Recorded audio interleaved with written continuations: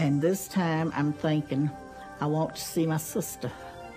So I immediately find myself in Rockville, Maryland at her home.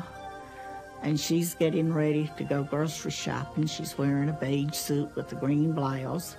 She's had to go over the house and look for her keys that she had misplaced, had to find her grocery list. And finally, she walks out her front door to get in her blue Monte Carlo Chevrolet. And I feel there's no need for me to go to the grocery store with her, so I let her go on. And I'm going to pop over then to another sister who lives a few miles away from her. And this other sister had already left home. I was able to determine she had gone grocery shopping herself. So the guides asked me, was I ready to leave this area now? And I agreed, said yes. About 2 weeks after I had this near-death experience, I was in contact with my sisters, and I brought this fact up to her and described, and she said, well, how did you know? I didn't see you, you weren't here. I could communicate with the children, with very little children who couldn't speak and who couldn't walk and who were very little, and just coming from that place where I was going. And this was amazing communication with them, spiritual communication. We never spoke in words, we spoke in mental communication. And she had broken hip, and nobody understood why she was crying so loud. And the doctors and these parents were very concerned about this. And I said, don't cry anyway, nobody will understand why do you cry. And she stopped crying and she smiled, you know, and it was incredible experience for that people who were around, and they looked at her and said, what's happened? Why she's not crying at this time? I want to tell them that, you know, she has these diseases. This happened with her, but I couldn't communicate with them. After third day, when I was back to my body, and after 3 days when I could speak, I said to them that, you know, your daughter is crying because of this. She has a broken hip, and, you know, and this is the diagnosis which you are seeking on, you know, and they found that it was truth, you know. They were shocked and they were surprised. I've also wondered whether or not people may not just be going to places that they've known before in their memory. Well, they certainly do that. They do go to places where they have been, but they also fairly frequently end up in places where they didn't know existed on the way. And in one case, that of Dr. George Ritchie, he was actually able to find a place that he had seen in his out-of-body experience. I had left that room, went as far as Vicksburg, Mississippi. Saw a man getting ready to go into a white all-night cafe there on the corner of a street there in Vicksburg, and asked him if he could tell me if I was going in the right direction to get to Richmond. And this man acted the same way that a ward boy had in the corridor that I passed as I was going out of the hospital, like he could neither see me nor hear me. Actually, I walked right through the ward boy going out.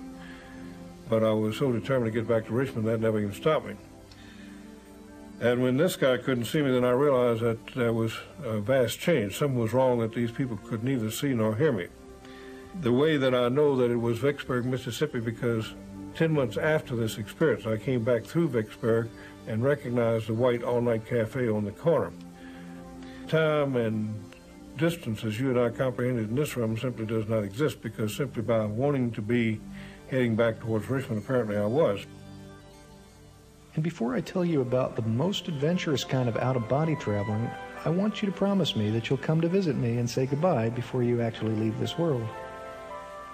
There are occasional reports from people who experience another dramatic form of traveling, that they actually leave their body, zoom up above the Earth, and travel far into space and see the Earth down below. Dr. Carl Jung, the great Swiss psychiatrist, was an example of this phenomenon when he had his near-death experience in 1944 in a heart attack. At the beginning of 1944, I broke my foot, and this misadventure was followed by a heart attack. Extremely strange things began to happen to me. It seemed to me that I was high up in space. Far below, I saw the globe of the Earth bathed in a gloriously blue light. I saw the deep blue sea and the continents. I could see the snow-covered Himalayas. I knew that I was at the point of departing from the Earth. The sight of the Earth from this height was the most glorious thing I had ever seen. After a while in this situation, though, they become to realize that although they can see and understand perfectly what's happening, no one else is able to see or hear them. So they seem to undergo a state of turning inward of the sense of identity, if I could call it that. They become aware that this phenomenon they're experiencing has something to do with what we call death. And it's at that point that the more transcendental parts of the near-death experience tend to unfold. I have this pain, and I'm in darkness. I cannot see anything. Then I cannot move hand, then I cannot move my body. And then I understood that I am not there, but I am. And it scared me.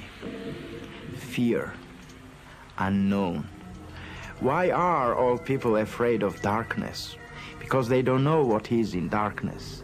The fear of darkness is because of unknown.